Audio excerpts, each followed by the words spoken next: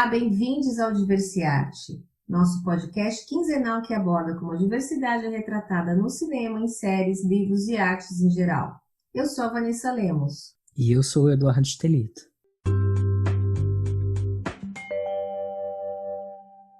No último episódio, conversamos sobre masculinidades e o problema que a masculinidade tóxica gera para os próprios homens. Dissemos que era importante ter em mente que a masculinidade tóxica também oprime o outro, especialmente mulheres e pessoas LGBT+. No episódio de hoje, vamos abordar como o filme O Escândalo, recém-lançado na Amazon Prime, retrata assédio e misoginia no ambiente de trabalho. E temos uma super convidada hoje, a Gisele Miller. A Gi é fundadora na S Consultoria, consultora de desenvolvimento de líderes, cultura organizacional, diversidade e inclusão, coach, mentora e trainer. Foi executiva de recursos humanos em uma grande empresa, é mãe de 2 crianças lindas, conduz ótimas meditações e faz mandalas incríveis. E é minha parceira no curso de extensão de Business Partner no Mackenzie. E, além de tudo isso, é também cofundadora do Instituto Diversidade e professora no nosso curso de Diversidade e Inclusão nas Organizações. Nós vamos dar juntas a primeira e a terceira aula, e a última vai ser com o Edu. Gi, conta para os nossos ouvintes um pouco mais da sua experiência trabalhando com a dimensão de gênero nas empresas. E o que você programou para essa aula? E seja bem-vindo ao nosso podcast. Olá, Van, Edu, muito obrigada pelo convite para participar aqui desse podcast. Eu estou super emocionada que hoje é a minha primeira vez no podcast, então vocês estão participando da minha estreia, olha que máximo. Estou super feliz de estar aqui com vocês. Contando um pouquinho da minha história, eu já trabalhei bastante com diversidade e inclusão. Na minha última experiência, eu fiz toda a implantação de comitês e programas voltados para esse tema. Atuei em todas as frentes de diversidade mais clássicas, gênero, LGBT+, raça, pessoas com deficiência e também migrantes em situação de vulnerabilidade. Lá fiz um trabalho muito motivado a princípio pela liderança feminina, até porque eu sou uma representante dessa classe. E aí já emendando um pouquinho para falar da nossa aula sobre gênero, nós vamos falar bastante a respeito do histórico do movimento feminista, quais foram os papéis e estereótipos de gênero, do feminino e masculino que fazem a nossa sociedade ser tão patriarcal, as mulheres na liderança, vamos comentar um pouquinho o que é teto de vidro e o que é labirinto de cristal, então não percam, é bem bacana essa discussão. Vamos falar de políticas públicas e organizacionais relativas à parentalidade e qual que é o impacto disso para ter uma cultura mais inclusiva. E, aproveitando, vamos falar também sobre a abordagem interseccional, sobre raça, gênero e classe. Nossa, que maravilha, né? Eu mal posso esperar para dar essa aula com você. Nosso curso tem carga horária de 15 horas. São 6 encontros online ao vivo que começam agora, dia 6 de outubro. Ele é direcionado para profissionais de RH, líderes de equipes, membros de grupos de diversidade na empresa ou qualquer pessoa interessada pelo tema. Você vai aprender conceitos fundamentais para se comunicar melhor e com mais segurança sobre a diversidade. Vai conhecer os desafios encontrados pelos grupos minorizados, o benefício de ter diversidade na empresa, além de vários insights que os estudos de caso vão trazer, a troca de experiências entre os participantes. A gente vai poder falar sobre como montar e esquematizar programas de diversidade e inclusão adaptados à realidade da sua empresa. Enfim, um curso maravilhoso. Você já pode fazer a inscrição no nosso site www.institutodiversidade.com.br. E se você colocar o código de desconto Diversiarte, terá 10% de desconto. Nós vamos deixar o link para o site na descrição do episódio. Lembramos que se você gostou desse episódio e quiser sugerir pautas ou tem dicas de filmes e séries que complementam o tema, segue a gente lá no Instagram, @diversiartepodcast, ou nos nossos perfis pessoais, @vanferreiralemos e @edu.estelita com 2 L's, e deixe uma mensagem. Gostaria de aproveitar e agradecer que muitos dos nossos ouvintes já mandaram sugestões, a gente está anotando. e está desenhando uma agenda para incluir as sugestões nos próximos episódios. Antes de continuar, nós queremos deixar um alerta de gatilho.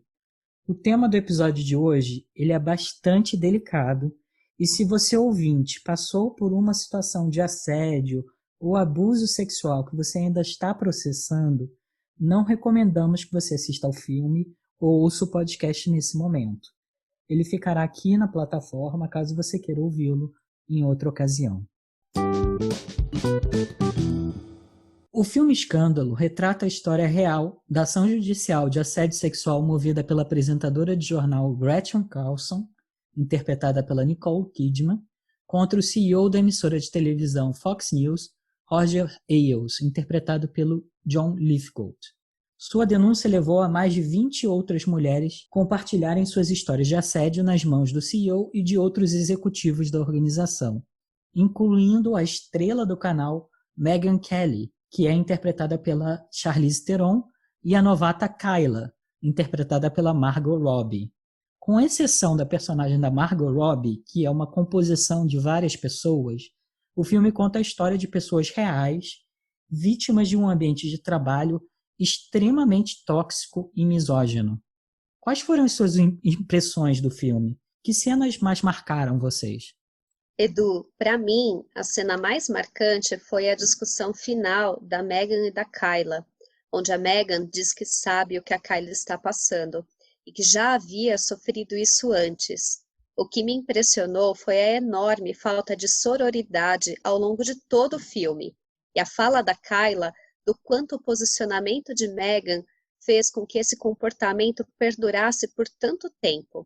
Vejo aqui um retrato da realidade de que tudo que omitimos impacta o legado que nós estamos construindo nas organizações onde a gente trabalha. E você, Van? Eu achei muito interessante uma cena que tem uma mulher conversando com o chefe dela em um lobby de hotel. E ele convida ela para subir no quarto dele. E a gente vê em tempo real como ela pensa e reage ao convite. E como a situação é delicada, que exige que a profissional tenha toda uma diplomacia para lidar com o comportamento tóxico do chefe dela. E você, Edu, teve alguma cena? Para mim, a cena que mais marcou foi no início. Como eu já disse, é um caso real. A Megyn Kelly foi quem conduziu, foi uma das repórteres que conduziu o debate presidencial nos Estados Unidos antes da eleição do Trump. E ela fez uma pergunta sobre a relação do Trump com as mulheres, a misoginia dele. E ele passou a perseguir ela no LinkedIn no Twitter, durante mais de um ano. E me chocou muito como a empresa e o Roger Ailes, o CEO da empresa, não apoiou ela de forma alguma. E ela teve que passar por tudo isso e no final ela ainda foi convidada para fazer uma entrevista com ele em que o Trump não pediu desculpa pelo tratamento que deu a ela durante todo esse tempo. Um conjunto de cenas que me deixou muito, muito abalado e muito preocupado com a forma como algumas organizações tratam seus colaboradores e que eu acho que já deu o tom do resto do filme. E apesar do filme ter recebido críticas pela direção e roteiro, as atuações foram elogiadíssimas. Tanto a Charlize Theron, que está idêntica à Megyn Kelly, quanto a Margot Robbie foram indicadas ao Globo de Ouro e ao Oscar pelas suas atuações. Pessoalmente, eu gostei muito do filme, se é que é possível gostar de um filme com uma temática tão pesada como essas. E, ao mesmo tempo, eu entendo as críticas, já que a história salta entre as personagens femininas e não aprofunda muito em suas experiências e dilemas. Tirando essa cena que você mencionou, Van, em que a mulher conversa com o seu chefe no bar de um hotel, me parece que a intenção era colocar mais holofote sobre como um ambiente de trabalho extremamente tóxico lida com as denúncias que sobre os dilemas enfrentados por essas mulheres em diferentes níveis hierárquicos, em diferentes momentos das suas carreiras profissionais. Então, perguntas como denunciar ou não denunciar, até onde eu consigo aguentar o assédio e comentários misóginos, eu processo a pessoa ou processo a empresa, eu estou colocando a minha carreira profissional em sério risco se eu denunciar. Esses são alguns pontos que o filme toca, mas que eu achei que ele não aprofunda suficientemente. E você, o que você achou?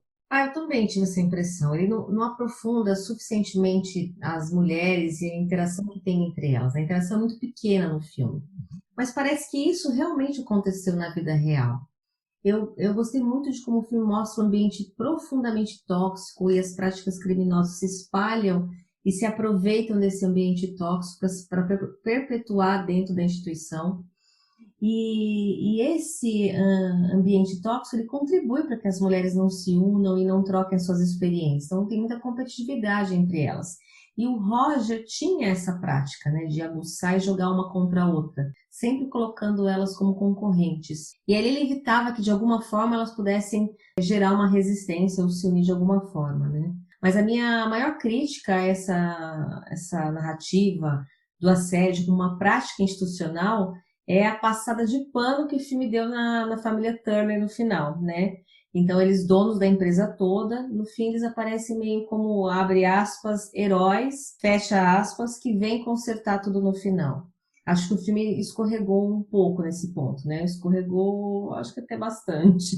O filme mostra, né, esse caso limite de uma instituição inteiramente contaminada por essas práticas. E aí, bom, os pesquisadores dizem que o assédio moral e sexual no ambiente de trabalho vem de várias formas. De comentários, então uma mulher entra na sala e aí as pessoas dizem, agora a sala ficou mais bonita. Ou até o abuso passando por piadinhas, cantadas, compartilhamento dentro da equipe com imagens pornográficas, ou a mão boba que de boba não tem nada, ameaças, enfim. Gi, como o assédio ocorre nas empresas que não são esse caso extremo, né, mostrado no filme da Fox News, como é que faz para erradicar? É possível erradicar uma sociedade machista que vê as mulheres como objeto? Olha, Van, ainda bem que a maior parte das empresas não estão nesse caso extremo da Fox, como mostra no filme. Mas tem muita coisa que acontece no dia a dia que acaba sendo uma forma de assédio sexual. Mas nós já estamos tão acostumadas com tanta coisa que acontece na nossa vida que muitas vezes é difícil até para a gente identificar que aquilo não é adequado ou não está certo mesmo dentro das organizações. E aí, contando um pouco da minha experiência ao longo do tempo, eu tive uma experiência pessoal, eu sempre tive uma postura bastante firme e muito distante da liderança das empresas, porque eu nunca me senti confortável num ambiente onde pudesse se confundir o que sou eu como mulher comigo profissional. Então, eu quis sempre deixar um limite claro de até onde as pessoas poderiam vir. Com isso, eu vesti muito um papel de bastante seriedade, até brava, né? Algumas pessoas tinham até um pouco de medo de conversar comigo em alguns momentos.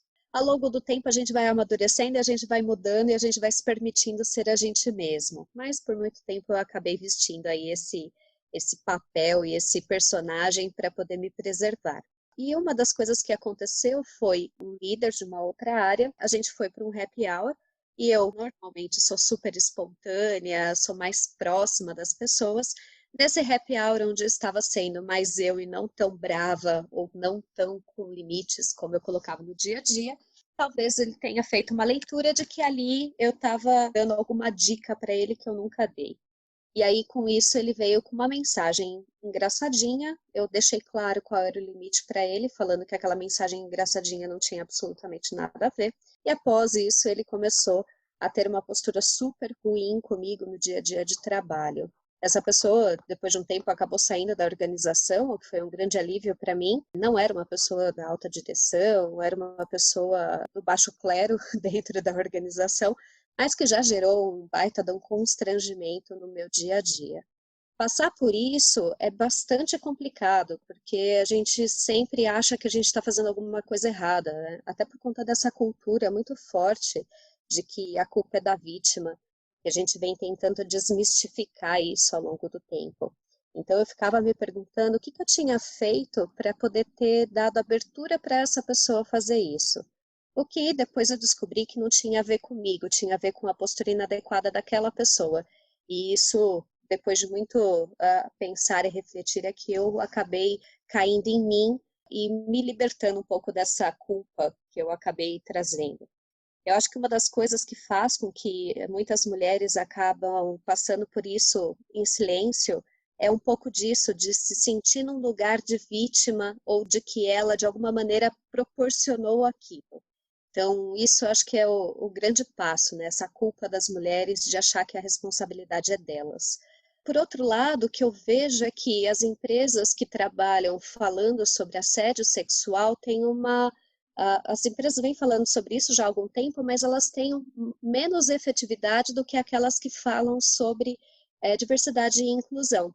Eu vejo que onde a gente fala de ações afirmativas, de falar do papel da mulher na sociedade, qual que é o papel do homem como aliado, quando a gente trata o assunto de fato dentro da organização, nós temos melhores ações e resultados melhores.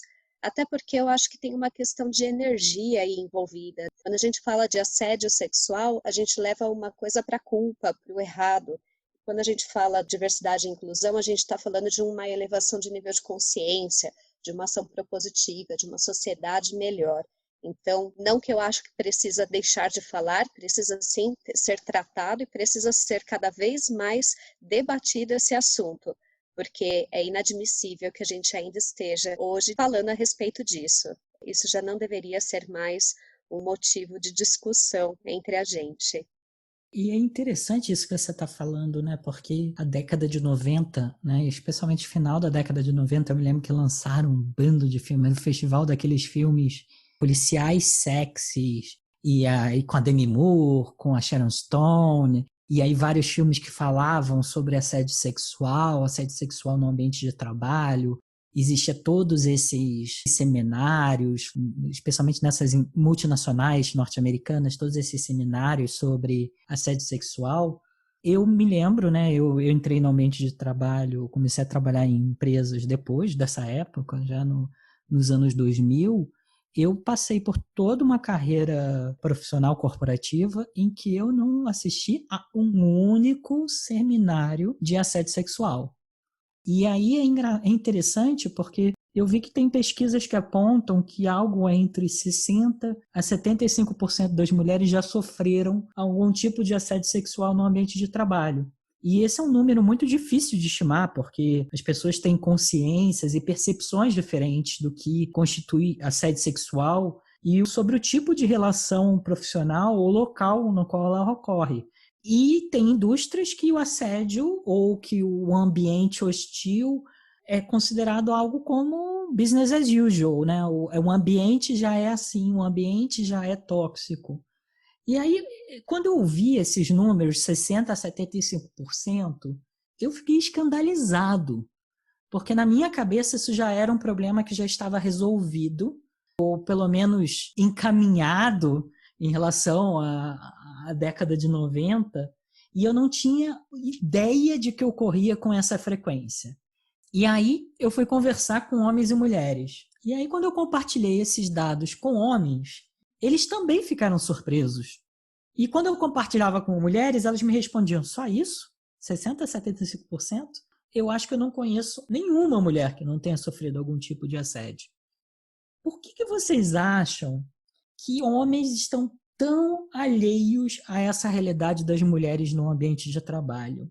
E o que a gente precisa fazer para que mais empresas deem a devida importância ao problema? Você já deu aí alguma dica de mudar esse foco, de falar menos do negativo e do punitivo e mais do trabalho sobre aliados, sobre o respeito e sobre o tratamento igualitário no ambiente de trabalho? Mas o que ainda está faltando para as lideranças, que são majoritariamente masculinas, realmente darem essa virada de chave e falarem, gente, esse é um problema que a gente precisa resolver e que não está melhorando desde a década de 90. Eu estava com essa sensação de que era algo que estava evoluindo, que estava melhorando, mas aparentemente não, né? E aí veio o movimento Me Too, que foi um ano depois desse escândalo do filme, e provou que não, né? E o problema está mais vivo do que nunca. Eu acho, Du, é que no final das contas a situação existe, ela pode ter melhorado em algumas organizações ou simplesmente não ter sido tratada em outras, e as mulheres, para sobreviverem no ambiente de trabalho, no mundo corporativo, precisaram se adaptar. E elas se adaptaram criando estratégias para conseguir lidar com isso da melhor forma possível. Então, seja a invisibilidade, que foi uma estratégia que eu adotei. O que é a invisibilidade? É você aparecer o mínimo possível. Então, se preocupar em não ir com uma roupa chamativa, não se a roupa está muito curta, se o decote é muito grande, se o ombro está de fora, se o salto com a saia está extravagante. Então, essa é uma preocupação que vira para nós, mulheres. E aí a gente fica tentando ir sem aparecer, esse aqui se batom é muito vermelho, esse aqui brinco eu não cheguei, porque no final das contas você não pode aparecer. Se você aparecer e você for assediada, a culpa é sua, né? Abre aspas e fecha aspas para esse culpa é sua. É importante entender que essa adaptação da mulher acaba trazendo um comodismo para o homem, que é como se eu vou lidar do mesmo jeito que eu sempre lidei com a situação, eu vou agir do jeito que eu acho que eu tenho que agir, elas que se adaptem para poder sobreviver, porque esse ambiente é meu, esse ambiente é dos homens, o mundo do trabalho é dos homens, né? E outras mulheres criam outras estratégias, como às vezes se tornarem mais masculinas, então criando um estereótipo, né, sobre o que tem que ser a mulher bem-sucedida, e assim vamos criando estratégias para conseguir sobreviver ao longo do tempo. E você, Gi, criou alguma estratégia para poder sobreviver? Eu criei sim, Ivan. É um pouco do que eu comentei, né? Eu acabei adotando uma postura mais masculinizada. Então, eu tinha uma postura mais séria, apesar de adorar ser super brincalhona, espontânea. Quando eu estava frente aos homens da organização, eu sempre tinha uma postura muito séria, muito fechada. Procurava fazer comentários a respeito do meu marido ou namorado, na época, quando era namorado, para deixar claro qual era o limite de cada um. Adotava posturas, era vista como brava, como as pessoas tinham um pouco de medo de falar comigo, que hoje eu olho para trás e acho bizarro as pessoas terem medo, porque eu tinha medo de que algo pudesse acontecer e adotei essa postura de manter um distanciamento, ao ponto de ter pessoas que depois que se aproximavam um pouco mais de mim, falava: nossa, eu achava que você era muito brava. Essa era uma frase que para mim era super recorrente. E tirando essa carga, para mim foi libertador, porque hoje eu consigo ser eu mesma, independente de qualquer coisa. Eu não preciso mais vestir nenhuma roupa, alguma fantasia, um perfil, para que as pessoas possam me respeitar. Que bom que a gente hoje está debatendo esse assunto para que o mundo possa ser dessa forma. E sim, o assunto é bem recente, como você falou do Me Too. Eu lembro que quando começou essa história do Me Too, eu recebi vários relatos de pessoas que falaram: eu passei por essa situação, por aquela, e realmente é um desgaste emocional gigantesco. Eu acho que dentro das organizações, as pessoas precisam usar os canais que são existentes para conseguir falar a respeito do assunto. Eu sempre fui uma líder que procurei trabalhar com um estabelecimento de relação de confiança dentro da minha equipe e pedia muito para que a gente debatesse os assuntos, não só de trabalho, mas o que acontecia nas relações de trabalho. Porque o claro para qualquer pessoa que matar alguém está errado. Então, isso não tem zona cinzenta. É claro, todo mundo concorda e é uma convenção social de que é errado matar alguém. Mas quando a gente fala de assédio, a gente está numa zona cinzenta que nem tudo é tão óbvio. O que aconteceu no filme mostra o extremo, mas o que acontece no dia a dia é mais brando, é mais suave, e às vezes a gente não entende que aquilo realmente é um problema. E aí por isso que é tão difícil da gente perceber. E as empresas acabam não tomando tanta consciência. E eu acho que os homens têm dificuldade em perceber isso também, porque para eles é uma roda de conversa, eles não mudam o comportamento que eles têm no bar para ter dentro da empresa. Lógico, eu estou sendo exagerada aqui, lógico, uma postura profissional todo mundo tem. Mas quantas vezes já entramos em reuniões, na Vanessa também deve ter presenciado alguma coisa do tipo, onde a gente entra e o comentário para a respeito da saia de alguém, ou a respeito da mulher que saiu, que entrou. Comentários que são extremamente machistas, que está tão engrunhado dentro das pessoas que elas nem percebem que estão fazendo aquilo. Eu normalmente orientava as pessoas para que elas, se sofressem alguma questão que ficava nessa zona cinza, que primeiro procurassem o seu líder, porque o líder deveria ter uma relação de confiança diretamente estabelecida. Lógico que, quando eu falo aqui de líder, eu estou falando de uma liderança em que você olha para essa liderança e você confia nessa liderança e que você sabe que aquela relação ali você pode contar com ela.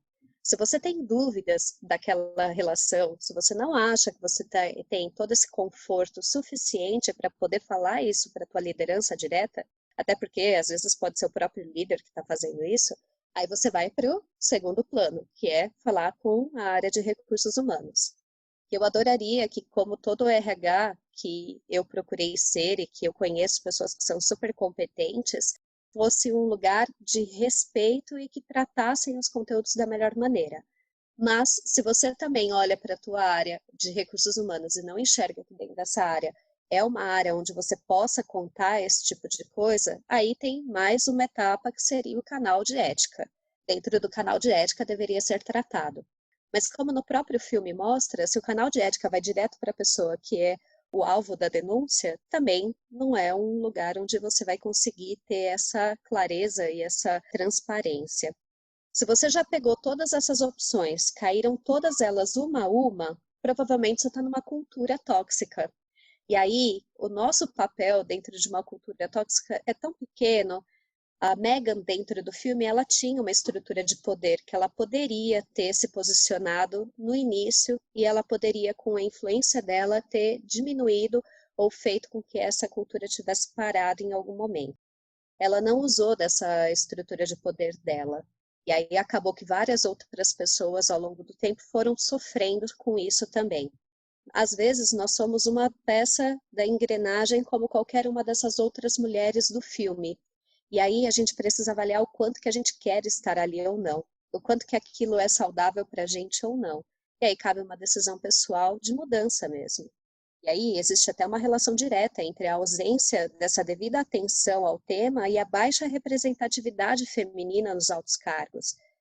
O que os homens podem fazer para serem melhores aliados? E aí eu peço desculpa, porque quando eu ouço essas histórias eu fico, gente, como é que eu não vi tanta coisa? O que nós, homens, podemos fazer para sermos melhores aliados das mulheres e realmente contribuir? Porque senão a gente não vai ter nunca essa diversidade no alto escalão, senão as coisas não vão mudar, senão as altas lideranças das organizações vão continuar sendo aquele clube do bolinha. O que a gente precisa fazer do nosso lado para apoiar vocês nesse movimento?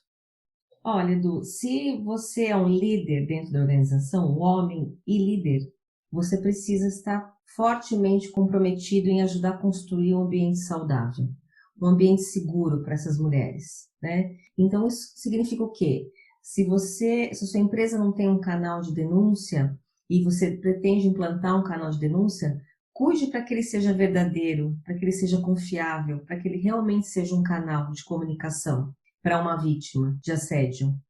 Se você comprou esse objetivo na sua carreira de ajudar realmente as mulheres a ser um bom aliado, então você tem que se preocupar com a forma que os outros líderes também transitam dentro da empresa, se comunicam e agem dentro da mesma empresa que você. Então, significa que se seu colega estiver sendo desagradável, fazendo um comentário que seja inoportuno, que seja constrangedor para outra mulher, não se cale. Oriente, explique o porquê não fazer isso, o quanto isso pode ser prejudicial para a carreira dessa mulher. Porque uma mulher, quando é assediada ou percebe esse ambiente tóxico, ela vai criar um mecanismo de defesa. E muitas vezes esse mecanismo de defesa vai ser não aparecer, vai ser tomar algumas atitudes que podem prejudicar a ascensão dela.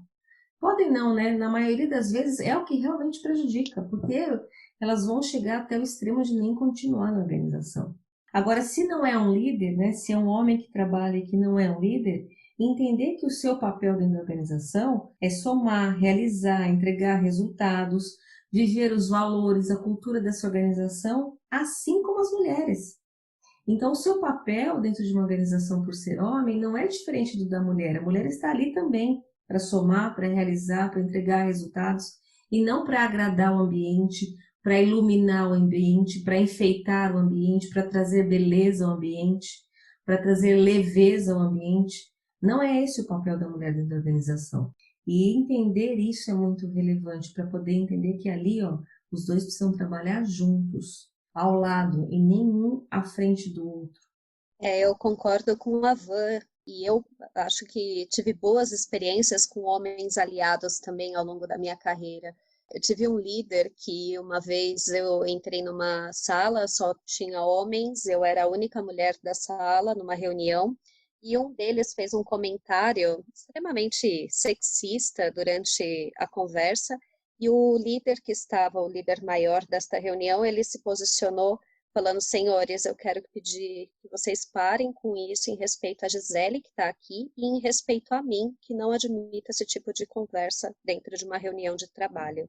E essa pontuação dele foi excelente, porque ele me defendeu, mas ele defendeu também o respeito e o valor organizacional que estava em jogo ali. Eu acho que foi algo que é soberano a mim e que foi muito importante. Tem uma coisa que eu acho que é fantástica, que a gente precisa pensar. Nós estamos em desconstrução. Esse tema de diversidade, tema de gênero, nunca a gente falou tanto a respeito disso. Eu acho que a gente vem numa grande desconstrução. Todos nós estamos aprendendo muito. E um dos líderes que eu estava numa reunião, ele chegou falando que também eu era a única mulher numa reunião totalmente cheia de homens. E aí ele chegou e falando assim: gente, desculpa, eu estava numa outra reunião, muito melhor acompanhada, inclusive, porque eu estava com fulana, fez esse comentário. Na hora que ele falou isso, ele parou e falou: gente, desculpa, esse comentário foi extremamente sexista e eu não farei mais. Gisele, me desculpe por ter feito esse comentário, e a todos vocês me desculpem, e que sirva de exemplo para que a gente não repita. Então, eu acho que também tem uma coisa que a gente fala no Instituto, que eu acho que é super valiosa, é encontrar as pessoas no momento da jornada que elas estão de diversidade e inclusão. As pessoas podem ter acabado de tomar consciência e, a partir disso, elas estão num processo de desconstrução, e é chegar nesse ponto e ajudá-las a evoluir, desde que todo mundo esteja disposto e que não escorregue mais, que seja para aprendizado. Então, o homem ele tem que estar atento ao seu próprio comportamento e se perguntar: se fosse ao contrário, seria adequado? Se fosse uma mulher fazendo esse comentário, seria de bom tom dentro da organização? E se esse comentário serve para uma mesa de reunião ou para uma mesa de bar? Se serve para mesa de bar, você deveria repensar o bar onde você está frequentando, além de repensar isso dentro da própria organização. Verdade. A gente fica pensando nas histórias, você está contando as suas, eu estou aqui pensando e revivendo outras, né? De também chegar numa sala de reunião só com homens, os olhares, às vezes as palavras nem precisam ser ditas, porque os olhares, a manifestação corporal e aí o constrangimento que isso gera numa mulher de entrar numa sala onde só tem homens e os olhares maliciosos, aí você pensa: será que a minha calcinha tá marcando? Será que esse sutiã tá bom? Será que essa saia tá certa? Será que eu tô com a roupa certa? O que tá acontecendo para as pessoas olharem e dizer: será que tem uma coisa errada aqui comigo? E você tenta se esconder e sentar e ali, enfim, a reunião já vai ser de outro jeito, né? Porque a segurança ali tá abalada. E aí tem um outro aspecto que eu queria chamar a atenção, que não é tratado no filme, que não faz parte da história, mas que a gente não pode deixar de trazer aqui para a conversa, que é o assédio sexual a caminho do trabalho. Todos os dias, muitas e muitas mulheres passam pela triste realidade aqui no Brasil de serem assediadas em transportes públicos. Eu estou desviando o assunto porque quando eu assisti o filme, eu pensei: nossa, dentro da empresa, o ambiente, né, dessa empresa e de quantas outras empresas, o ambiente não é seguro, é tóxico, mas o caminho dele também muitas vezes não é. Então, olha a luta que é conseguir chegar para trabalhar e vencer todas essas barreiras. Uma pesquisa realizada em 2019, desenvolvida pelo Instituto Patrícia Galvão e pelo Instituto Locomotiva, entrevistou 1.081 brasileiras e 97% mesmo, o número está certo, já sofreram assédio em meios de transporte. Além das situações, né, que a gente já apontou dentro da empresa, no transporte, as agressões vão de olhares insistentes, cantadas, gestos obscenos, ser seguida, exibição de partes íntimas do agressor, ser fotografada sem permissão ou beijada contra a vontade. Eu mesma já fui seguida e eu era uma menina de 15 anos com uniforme, vindo da escola para depois ir trabalhar. Então, você pensa, como é que isso pode acontecer? E ainda tem o manspreading, que é quando o homem senta no banco do metrô, do trem, do ônibus, e ele se sente no direito de abrir as pernas o quanto ele quiser, e a mulher que fica encolhida. Quantas vezes eu passei por essa situação dentro do ônibus, me sentindo constrangido, colocando o caderno para não encostar a coxa dele na minha coxa, e fazendo uma barreira de proteção com o caderno ou com a bolsa, e me sentindo constrangida, ou então de pé, com o ônibus lotado, você sentiu o homem se esfregando em você. Então, é muita coisa que acontece. São várias situações. E que gravar esse podcast me fez lembrar de coisas que eu até nem sabia que eu lembrava.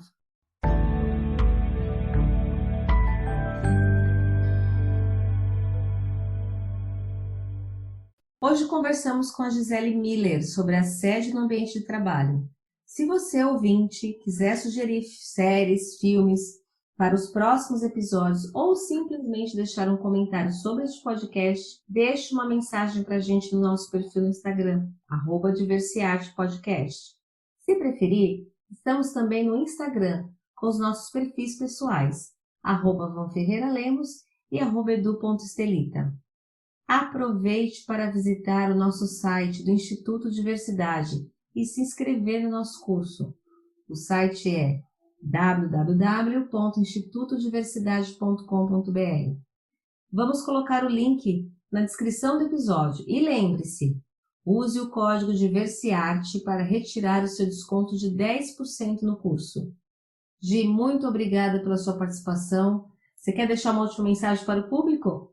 Edu e Ivan, muitíssimo obrigada pelo convite. Foi uma delícia bater esse papo aqui com vocês, contar um pouco de histórias, de causos que a gente vive aí. Espero que tudo isso que a gente tenha falado possa ajudar alguém em algum momento da sua trajetória. Foi uma honra e está sendo uma honra dividir o Instituto ao lado de vocês, porque dois profissionais tão competentes não é todo dia que a gente encontra, e ainda tem mais a Elisângela. É um time tanto para a gente construir aí um mundo muito melhor em relação a tudo que a gente vem trabalhando. O nosso convite realmente do Instituto é formar agentes para a transformação. E eu acredito de fato nisso. E que tudo que a gente conversou aqui hoje seja uma grande reflexão para cada um de nós, para cada homem que está escutando, que você vire um aliado para a gente, para todas as mulheres que encontrem forças para enfrentar isso e mudar de lugar se for o caso, ou qualquer outra atitude que você queira ter que vá preservá-la, que o mais importante é a sua vida e a sua dignidade. Foi um prazer estar com vocês e obrigado por nos escutar. Nos vemos daqui a 15 dias para mais uma conversa sobre diversidade e arte.